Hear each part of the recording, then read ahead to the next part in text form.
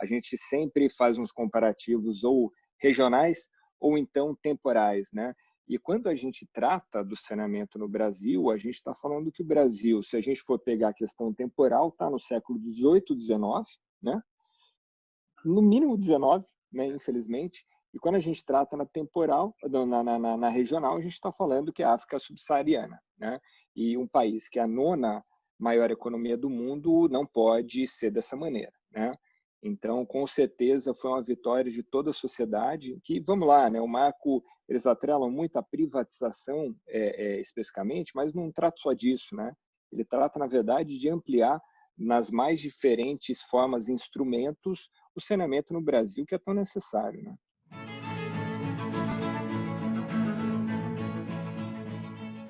É um grande desafio, como você comentou, né? Eu brinco que o Brasil ele gosta de ranking, né? De estar bem nos rankings. Então, ele é o nono com relação à economia, né? De quase 200 países, e só que ele é ainda melhor, né? Porque ele é o oitavo em desigualdade, né? Então, olha só que paradoxo, né? Que a gente vive aqui no Brasil. E olha, quando a gente trata de ODS, como você bem comentou, a Agenda 2030, acho que vale a pena a gente falar, né, Felipe? Assim, a Agenda 2030, ela vem, muita gente fala, olha, mas a gente precisa de coisas pragmáticas, não tem coisa mais pragmática, né? Porque, na verdade, ela está pautada, quando a gente fala em ODS, o que é o O de ODS? O objetivo, né? Então, a gente tem os objetivos ali bem desenhados e a gente tem as metas bem definidas, né? Então, na verdade, os ODS que vieram em 2015 não é uma agenda de 2015, é um acúmulo de discussão de 50 anos, né? E ali a gente tem, como você bem disse, coisas de saneamento, de água, mas a gente tem mortalidade infantil, a gente tem inclusive PIB ali, né? Então a gente tem ali tudo que um país precisa, na verdade, né? O lema da agenda, é bom sempre a gente lembrar, que é não deixar ninguém para trás, né? E em todo lugar do mundo tem gente sendo deixada para trás. É claro que em países como o Brasil, muito mais gente sendo deixado para trás por vários dos motivos, né? Um deles, sem dúvida nenhuma, é a questão do saneamento, né? Uma coisa que eu gosto sempre de falar, sempre que a gente vê os ODS, a gente vê aquelas 17 caixinhas coloridas, né? Eu, particularmente, não gosto muito daquela representação, porque eu gosto de ver os ODS como uma rede neural, né? E por que uma rede neural? Porque, na verdade, cada ODS que você toca, e aí de maneira positiva ou negativa, ele vai ter efeito nos outros, tá? Então, para exemplificar aqui, e a gente chama de nó de rede, esses nó de rede a gente chama de aceleradores da agenda, né? E para mim, um dos principais aceleradores da agenda é o saneamento, né? Porque o saneamento, a gente tem uma curva perfeitamente coincidente de saneamento com mortalidade infantil, por exemplo. Então, olha só, a gente está falando de saneamento, mas a gente falou de mortalidade infantil, né? A gente fala em economia, né? Imagina só, você não vai querer colocar o seu negócio num lugar onde você tem esgoto a céu aberto, né? Ou você não tem uma água adequada. Você não vai querer colocar uma atividade industrial onde você não consegue contar com a qualidade constante daquela água, né? Porque vamos lembrar, quando a gente amplia na ODS 6, né, água e saneamento, a gente olha, então, a gente tem 40% de perda. Então, imagina, um lugar onde 35 milhões de pessoas ainda não têm acesso à água de qualidade, aí, o que significa 40% de perda? Né? Significa que a gente gastou dinheiro para coletar essa água, gastou dinheiro para tratar e quase metade a gente perde na distribuição, né? Então, a gente precisa, para andar a economia, para andar, como eu falei, a questão de saúde, porque vamos lá, né? Como eu falei que está tudo interconectado, vamos lembrar que, uma vez que a criança fica doente, a mãe ou o pai não vão poder trabalhar, porque vão ter que cuidar dessa criança, né? Então, numa dessa, você amplia a desigualdade, você amplia a pobreza, né? Então, está tudo interrelacionado. E, sem dúvida nenhuma, se a gente quiser fazer com que o país seja um país de fato onde deveria estar, né? Um país porque a gente é um país de renda média, né? Não é de renda alta, mas é de renda média. Então, se a gente quiser dar o desenvolvimento que a gente precisa, a gente tem que avançar no saneamento, sem dúvida nenhuma.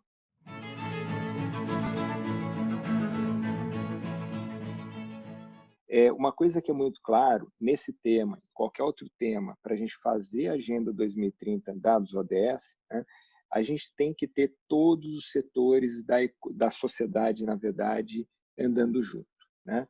Então, sociedade civil, com governo, com empresas andando junto, mais do que nunca. Eu gosto sempre de citar, acho que vale a pena a gente citar aqui, que a gente está numa transição de uma economia de acionistas, né, numa economia de shareholders, para uma economia de stakeholders, uma economia que olha a sociedade em geral, vamos colocar dessa maneira, né?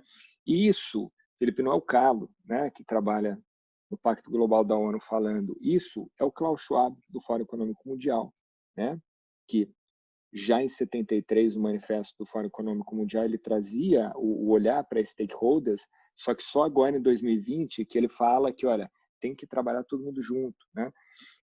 Além dele, a gente pode pegar, por exemplo, o Larry Fink, né, que é o fundador e CEO do maior fundo do mundo, né? Ele tem basicamente 3, 4 PIBs brasileiros sob gestão, né? E o que ele fala que as empresas que não tiverem o seu propósito alinhado com as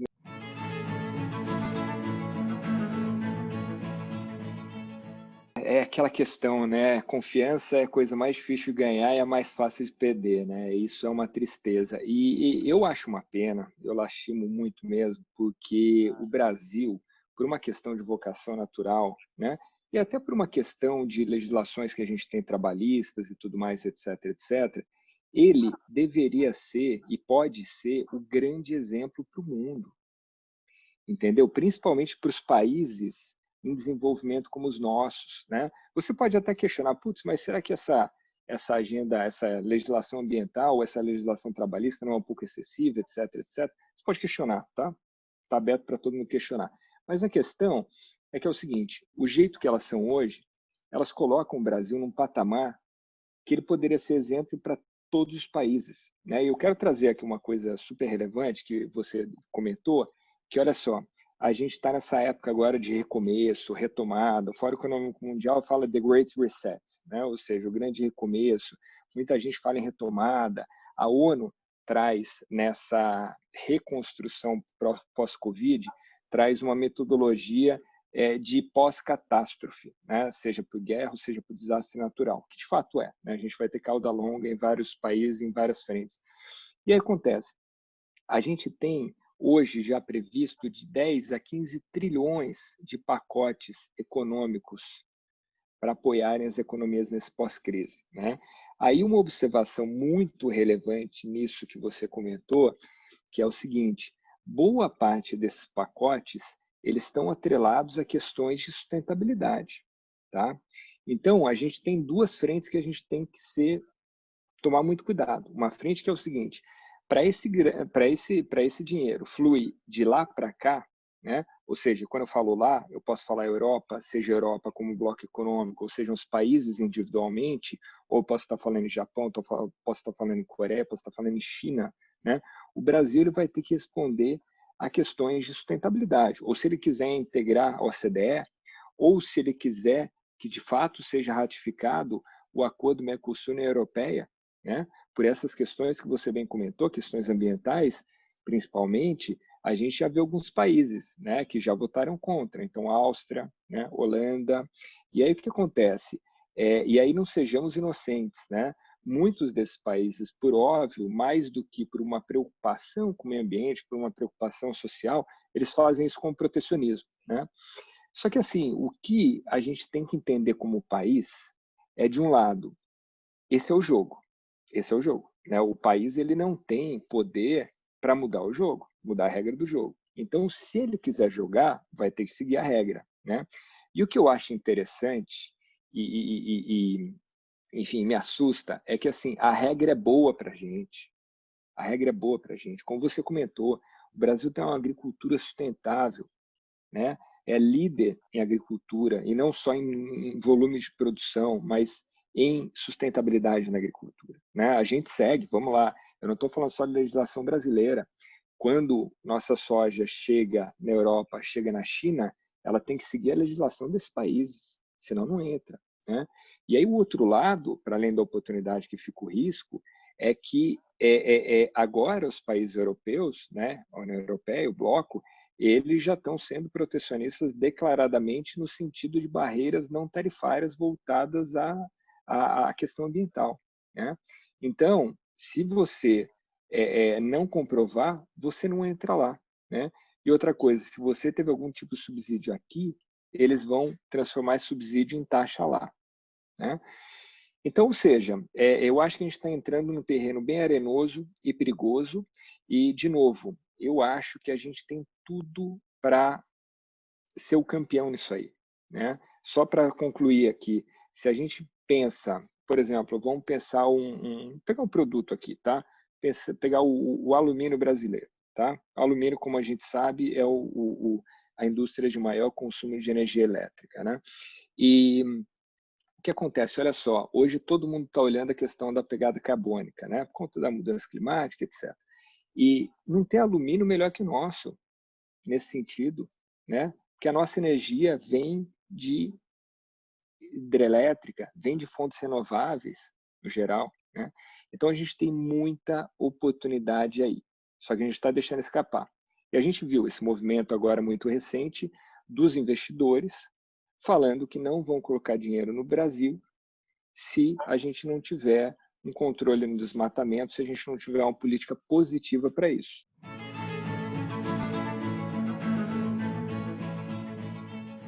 Essa é uma discussão bem importante também, sem dúvida nenhuma, né? O que mais entrava aí, o que tem de entrave, é que, como você bem comentou, né? Tem o que a gente chama de responsabilidade histórica, né?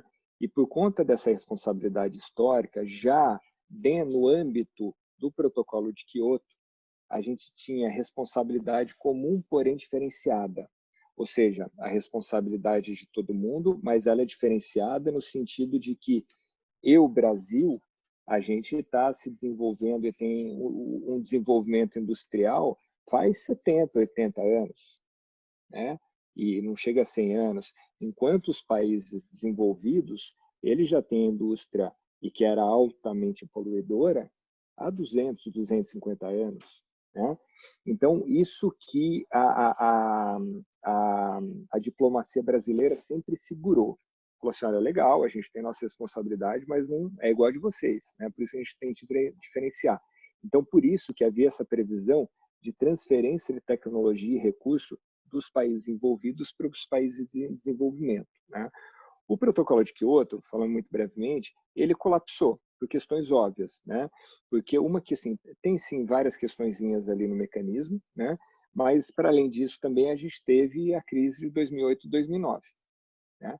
Então a crise veio com tudo, a produção baixou muito, as emissões baixaram muito, então, né?